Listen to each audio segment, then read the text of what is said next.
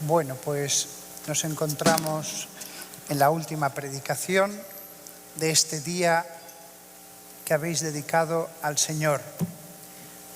Hay un pasaje, lo pensaba ahora, en el libro de Esdras o de Nehemías, ahora no estoy seguro cuál de los dos, en que se dice como cuando encontraron el rollo de la ley enterrado en los fundamentos del templo, lo leyeron, hicieron un pequeño estrado de madera y allí lo leyeron y lo explicaron a todo el pueblo que se congregó desde la mañana hasta el final de la tarde.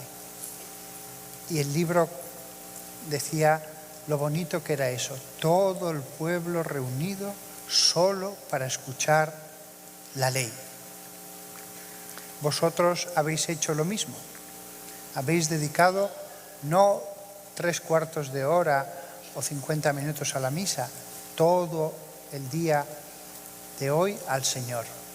Y eso es una fuente siempre de bendiciones con independencia de cómo sean los predicadores, si uno ha estado más entretenido o menos entretenido. Siempre es una fuente de bendiciones. Y pensando acerca de lo que os iba a hablar hoy en este final,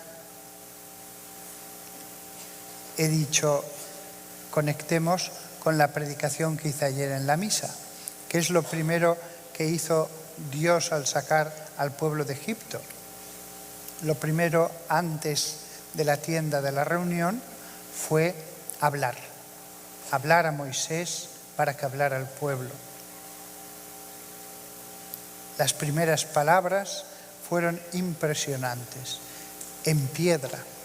Dios no solo habló, sino que esculpió, grabó, cinceló sus palabras en la dura roca de la montaña del Sinaí. Seguro que era dura, aunque no se nos dice qué tipo de piedra era, porque estaba hecha para conservar la palabra de Yahvé a su pueblo. Y quiero conectar con eso para animaros como punto final de este día a la lectura diaria, continua, amorosa, orante de la palabra de Dios. Lo ideal sería, aunque nadie esté obligado a eso, que todos los días, todos los que estáis aquí, leyerais un poco la palabra de Dios.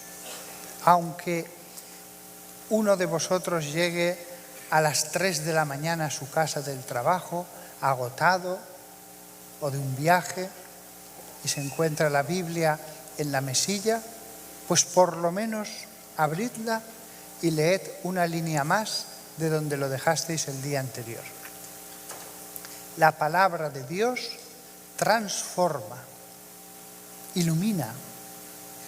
La palabra de Dios como coraza. Es cierto, ya lo he dicho antes, que Efesios habla de la palabra de Dios como la espada. Sí, cada especificación que dice el apóstol es cierta en esos versículos. Pero también es cierto que toda la palabra de Dios también es yelmo y es coraza y es todo lo que protege al soldado de Cristo. La palabra de Dios como protección, como luz, como alimento. El centro de toda la Biblia es los evangelios. Los santos evangelios es la parte más sencilla de toda la Biblia. Dios quiso que la parte más importante fuera la que pudieran entender todos. Y sin embargo, profunda como ninguna otra. Podéis empezar por allí si queréis, porque atravesar todo el Antiguo Testamento para llegar a lo más importante, la experiencia demuestra que muchos al final se desaniman en ese desierto. Entonces podéis ir directamente. Después podéis continuar un poco más. Podéis repetir otra vez los 4 evangelios. Podéis dar un salto a otro libro. No importa que alguno de vosotros diga: Padre, pero yo tengo poca formación, yo no leo casi nada. Empezad por los evangelios y los mismos evangelios os irán enseñando cómo leer la palabra de Dios. Si al final de donde sacáis fruto es de los evangelios, continuad en ellos. Si el resto se os hace complicado, podéis continuar toda la vida en ellos. Pero lo ideal, si hace falta con ayuda de otro sacerdote, de otra persona, es que vayáis dando saltos a otros libros. Los hay también hechos para pobres pastores en Israel. El libro de Proverbios, por ejemplo. Tampoco se necesita saber mucho para leer y meditar el Éxodo. La lectura de la palabra de Dios significará que habláis con Dios y Dios os habla todos los días.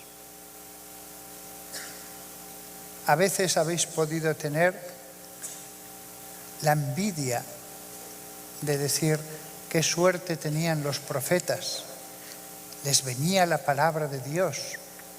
Vosotros podéis hablar con Dios a través de los salmos, hacer las peticiones que hay en tantos lugares de la Biblia y escucharle. La Biblia os enseña a orar y Dios os habla. Es cierto que cada versículo está escrito para toda la humanidad. Sin embargo, en una lectura orante veréis que Dios os habla a vosotros, que esto me está diciendo a mí. ¿Cuántas veces he leído yo un pasaje acerca de un rey de Israel, de una batalla, de la muerte de unos filisteos, de un consejo que da Pablo a la iglesia de Roma, y ese versículo leído en la oración, yo al momento veía que tenía un mensaje para mí. Dios me quería decir algo con eso y lo veo con toda claridad. Otras veces viene el desierto. A mí con la Biblia la verdad es que no, pero hay gente que no le dice nada. Si uno persevera, si uno va a los libros que más le puedan ayudar, no pasa nada. El desierto acabará cuando Dios quiera.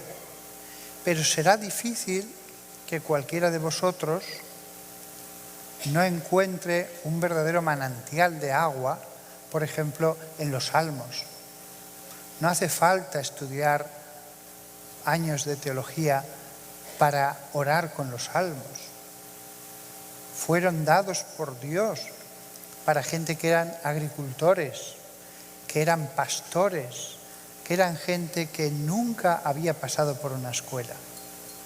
Y el pueblo de Israel aprendió a orar a través de ellos. Yo creo que nosotros, este pueblo de la nueva alianza, debe aprender a alimentarse de la palabra, sabiendo que no hay que correr, que cuando os sentéis en vuestra casa o en la iglesia a leer, no hay prisa por acabar ese libro o por acabar el capítulo, no. Uno va al ritmo que necesita. Uno va a la velocidad que vea que tiene que ir. A veces podrá pasaros durante varios días que sentís el impulso a seguir meditando solo un pasaje y que es como si el Espíritu os impidiera seguir más adelante. Otras veces, otros textos no. Son textos del libro de Jueces en que vais leyendo, por ejemplo, pues batallas, guerras, conflictos. A lo mejor a la cuarta vez, después de muchos años, que volváis a leer ese libro, descubrís enseñanzas espirituales donde antes os había parecido ver solamente batallas y cosas humanas. Yo recuerdo que la parte que menos me gustaba de la Biblia hace muchos años eran las genealogías. Hasta que un día, una noche de invierno aburrido en mi rectoría de mi primera parroquia, dije, ¿cómo puede ser que lea con tanto fastidio las genealogías? No, voy a ver qué puedo hacer para amar más esta parte de la palabra del Señor. Y entonces se me ocurrió, pues después de la cena pones la Biblia y vas apuntando todas las genealogías. Ve por la Biblia buscando genealogías. Y las iba escribiendo y veía cómo se conectaban unas con otras. Cuando acabé de escribir todas las genealogías y me puse a meditar sobre ellas, empecé a ver todos los mensajes, las enseñanzas que Dios daba a través de esas genealogías. No penséis que a veces esto es subjetivo. Recuerdo, sobre todo en la de Lucas, que se me ocurrieron ciertas cosas acerca de cómo interpretar los números que aparecen allí. Y después, años después, leí que los santos padres, varios, habían llegado a las mismas conclusiones que yo. La Biblia está allí para que la descubramos, para que la recorramos. Y siempre el Espíritu Santo vendrá en nuestra ayuda. Vendrá a decirnos, fíjate en esto. A veces es clarísimo. Uno va leyendo y de pronto esta palabra me toca totalmente. Esta palabra es como si resaltara. Y entonces es una señal de párate. Otras veces vamos leyendo y algo, digo, esto no lo entiendo. Y entonces lo meditas, reflexionas y descubres algo nuevo. Porque tenemos que ir a la palabra a descubrir cosas nuevas. Tenéis a los sacerdotes, siempre les podéis preguntar, no es ningún abuso. Os acercáis y le decís, mire, tengo una duda porque ayer estaba leyendo la Biblia. Para eso estamos los sacerdotes, no solo para que alguien venga y diga, es que tengo problemas con mi hijo, es que es adolescente y no sabe usted lo difícil que es estar con un adolescente en casa, tal. Bueno, se puede ir también por eso, pero es mucho más bonito para el sacerdote que venga el fiel y diga, padre, ayer estaba leyendo aquí en el libro de Sofonías, esto, ¿usted qué piensa? Tal. Es una cosa tan bonita el feligrés que se acerca a su pastor para que le explique cómo hay que interpretar algo. Yo a los que vienen a mi iglesia se lo digo, mirad, para que no tengáis que esperar, porque a veces hay mucha gente queriendo hablar conmigo, aquí está mi número. Después de la cena me puedes llamar y me preguntas por teléfono todo lo que quieras siempre sobre la Biblia. No me molestas, no me molestas. Después de la comida del mediodía o de la cena, llámame que te atenderé con tiempo y trataré de darte mi opinión. El fiel, no solo lo ideal es que lea la Biblia, sino lo que he dicho antes, que viva de la palabra de Dios. Esto es lo ideal. Dios ya sabe que muy pocos van a vivir de la palabra de Dios, que la mayor parte solo va a leer un poco y después el propósito se abandona. Lo precioso que es vivir de la palabra de Dios. Todos los días de la vida ir leyéndola seguida para acabar todo el libro, empezar otro y saber que toda la vida vamos a volver a recorrer ese, más que libro, esa región inmensa de la Biblia. Y Y entonces uno va escogiendo los versículos que le tocan y a lo largo del día lo va repitiendo, lo va meditando. Lo tiene allí en un papel que se lo recuerda aunque quiera olvidarse, en el lugar de trabajo, en la casa. Y después, incluso en ese papel, uno puede hacer una pequeña anotación de algo que le ha dicho ese versículo, de lo que piensa que Dios le está diciendo con él. A veces 2 palabras, 4 palabras. Y ese papel, si lo encuentras 5 años después, dices, vaya, se me había olvidado. Se me había olvidado que el Espíritu Santo me inspiró tal cosa al leer esa parte de la Biblia. Os sorprenderéis porque hay cosas que uno dice, es que a mí nunca se me hubiera ocurrido. Es el Espíritu Santo. Es el Espíritu Santo que dice, fíjate, todo en la palabra de Dios es perfecto. Se ve allí la gradualidad de un Dios que va enseñando a un pueblo rudo, mucho más rudo que vosotros, que el más rudo que esté aquí. Cómo le va enseñando y le va perfeccionando desde una situación de mucha tiniebla. Se ve como una ascensión progresiva todo el tiempo. Habrá cosas que os podrán chocar, hasta escandalizar. Ocasión magnífica para hablar con el sacerdote. Padre, ¿por qué dice Dios esto? Vosotros mismos, en la oración, ya iréis descubriendo muchas cosas, porque la Biblia enseña a leer la Biblia. El que lee mucho la Biblia, la misma palabra de Dios enseña cómo hay que leerla, sus géneros literarios, como todo al estar conectado, unas partes iluminan a otras. Aún así, siempre tenéis la ayuda de vuestros pastores, siempre tenéis el magisterio de la Iglesia. Hay muchos momentos en que se bifurcan las posibilidades de interpretación, para eso está el magisterio de la Sagrada Escritura. Y entonces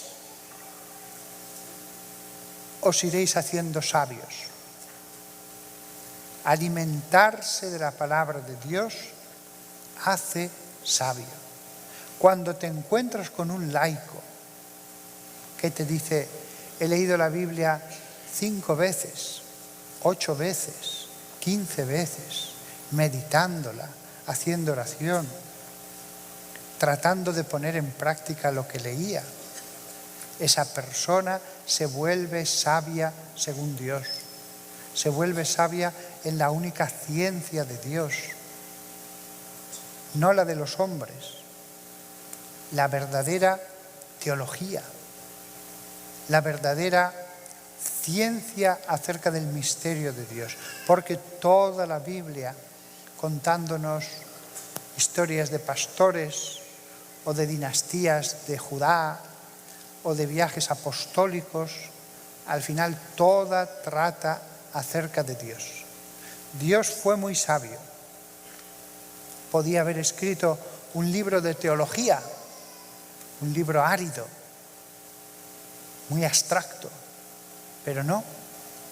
Él dijo, ¿cómo puedo explicar quién soy yo? Y tuvo la mejor de las ideas posibles. Escribamos historias, que lean historias. A todo el mundo le encanta leer historias. Y a través de esas historias vas descubriendo quién es Dios, quién es el misterio de Dios. Ese inmenso océano de Dios se va viendo a través de historias de pecado, de traición, de santidad, a través de historias de reyes y de pobres campesinos como Ruth. Bueno, no era ni campesina siquiera. De apóstoles y de pecadores muy pecadores. Allí contemplaréis el misterio de Judas Iscariote. Allí contemplaréis lo que ha de venir en el futuro, en el Apocalipsis. Allí veréis la construcción del templo de Salomón, la reconstrucción del templo en la época de Nehemías y Esdras. Es apasionante, es el mejor libro. No os digo que no leáis novelas, porque yo he escrito también bastantes novelas. No querría haber trabajado para nada. Pero realmente, si alguien me dijera, yo solo leo ya la Biblia, le diría, haces lo mejor. Llega un momento en que todos los demás libros no se pueden comparar. Y dan ganas solo de leer la Biblia.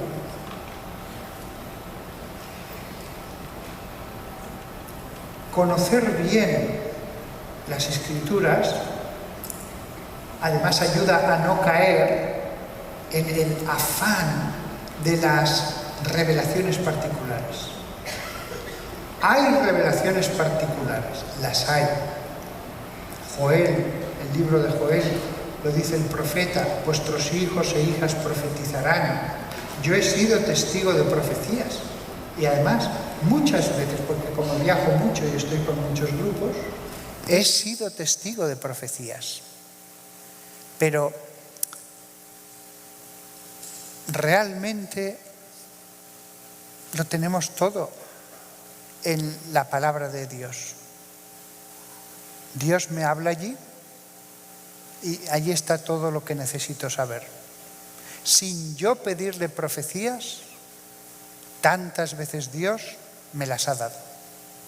Pero cuando uno ansía mensajes, va de uno a otro buscando revelaciones, fácilmente ese hambre por lo extraordinario desvía el alma, facilísimamente, porque el futuro está oculto por voluntad de Dios.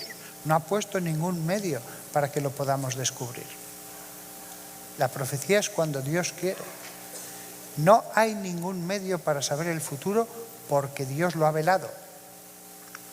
Entonces, cuando la gente busca las revelaciones particulares con esa ambición y esa codicia y busca a uno y a otro y hace un viaje para ver a otro, a ver al cuarto, al quinto, eso lo he visto muchas veces. Me acuerdo de una señora buenísima que el marido le dejó. Nunca estaba satisfecha, siempre quería ver a otro, iba a decir vidente, pero bueno, eran personas cristianas, eran personas católicas, pero siempre queriendo buscar, a ver, que Dios me revele cuándo vuelve, qué tengo que hacer en concreto. Y siempre había un nuevo mensaje. Tienes que ofrecer 70 misas, tienes que rezar 200 rosarios. Cada vez las condiciones eran más complicadas. Era una muy buena persona, pero la angustia le llevó a eso. Si hubiera estado asentada en las Escrituras, todo estaba allí. Todo estaba allí. Hay revelaciones particulares, pero aquellos que son codiciosos de ellas son extraviados. No estoy haciendo de menos las revelaciones particulares, lo que pasa es que a mí me son un alimento que a mí personalmente no me satisface. Prefiero la revelación directa de Dios. Y eso que no me aguanto de haceros una sola recomendación. Yo que os he dicho esto acerca de las revelaciones particulares, me encanta una mujer paralítica que hubo durante la Segunda Guerra Mundial, sin cultura, María Valtorta, que escribió, en mi opinión, la más bella vida de Jesús. Y ella dice que lo vio. Lo podéis descargar por internet. Hago este pequeño excursus porque todo tiene excepciones. Hasta yo mismo, que estoy hablando así de la palabra de Dios, pensando así, Dios mismo me tocó el corazón a través de una obra que no es palabra de Dios, es una pobre mujer sin cultura que dijo: Padre, estoy viendo la vida de Jesús. María Valtorta, el poema del hombre Dios. Cerrado este paréntesis, cuidado con los mensajes. Cuidado con que hay mucha gente que envía continuamente supuestas profecías, supuestos mensajes de la Virgen, etcétera, etcétera. Cuando uno está totalmente asentado sobre la roca firme, cuando sus cimientos están totalmente empotrados, incrustados al 100% allí, no hay que temer que esa persona se extravíe. Pero vosotros lo sabéis, hay personas que no tienen tiempo para leer los salmos ni el Evangelio, pero sí para leer continuamente por cosas que les llegan por internet, de mensajes de aquí, de allá. Un señor que se inventa una, como lo llamaba, astrología sagrada, y cosas por el estilo. No. Dios sabía lo fácilmente que nos equivocamos, cómo iba a haber también falsos maestros, falsos profetas. Por eso Dios puso un camino seguro, por eso Dios dio una enseñanza segura. Nuestro Padre quería hablar directamente a sus hijos. Él puso maestros, pero dijo: pero me pueden escuchar a mí directamente. Jesús habló a los 12 en privado, les explicaba las cosas, pero quiso hablaros a todos. Jesús quiso hablaros a todos, hasta el último mexicano de Campeche, no solo a Nicodemo y a José de Arimatea. Allí un pobre mexicano que está en una casita, haciendo de guarda, aburrido. Jesús le diría: quiero hablar contigo, quiero enseñarte todo el reino de los cielos, quiero enseñarte lo que les enseñé a mis 12. Acompáñame por Galilea, por Israel, por Judea. Esa es la aventura que os propone Dios. Cuando leemos las lecturas en la misa, si uno no las ha leído y meditado en casa, reconozco que es difícil a veces centrarse, concentrarse, no despistarse. Pero cuando uno va amando más la voz de Dios, cada vez la mesa de la palabra resuena más clara. Cada vez Dios habla con más claridad. Su voz es más nítida. Vivir de la palabra de Dios. Vivir en la palabra de Dios, sumergidos en ella. Que nuestra mente, nuestro corazón, de forma natural, vaya a ella.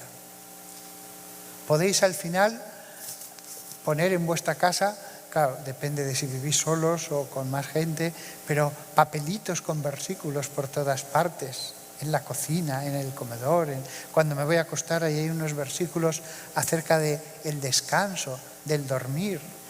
Cuando voy a comer, pues todo al final puede estar enraizado en las Escrituras. Y entonces Dios habla todo el tiempo. El carisma de conocimiento, de sabiduría está muy bien. Hasta el de profecía, el más bello de todos los carismas, extraordinarios. Pero nada es comparable con esto. Puedo siempre escuchar a Dios, cada hora, cada hora. Maravilloso. Esto es un don tan generoso de nuestro Padre. Y entonces,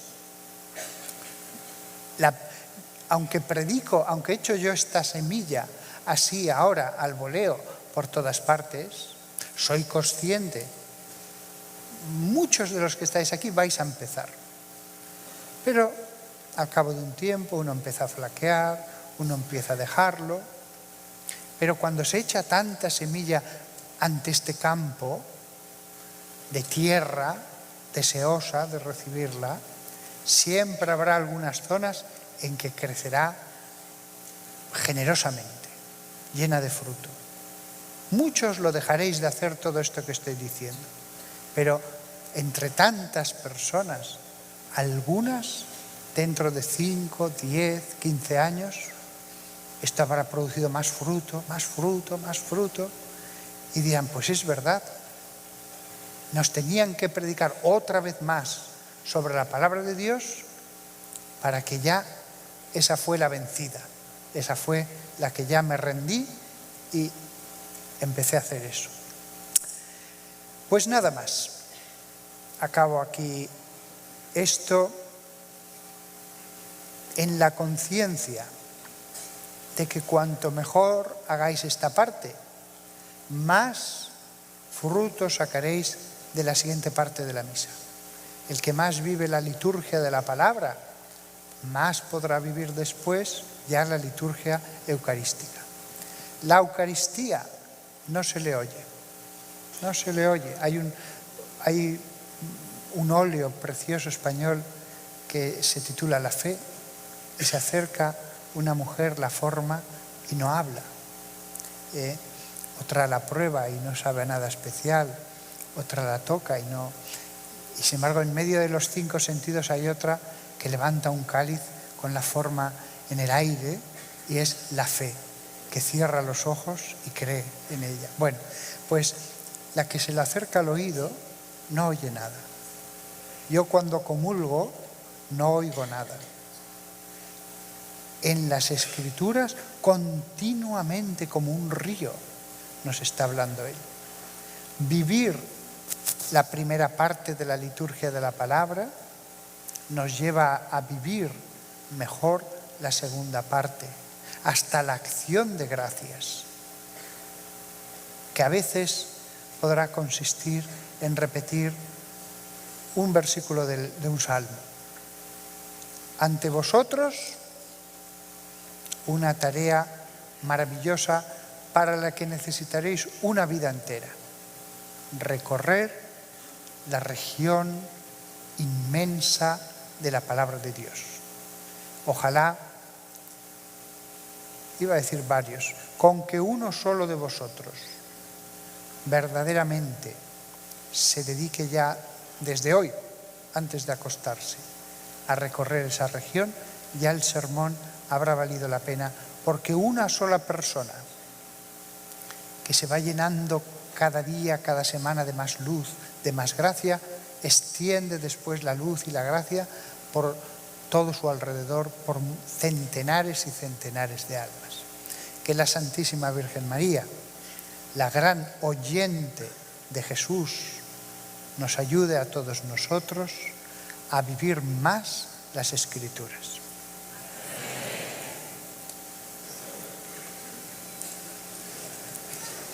Creo en un solo Dios,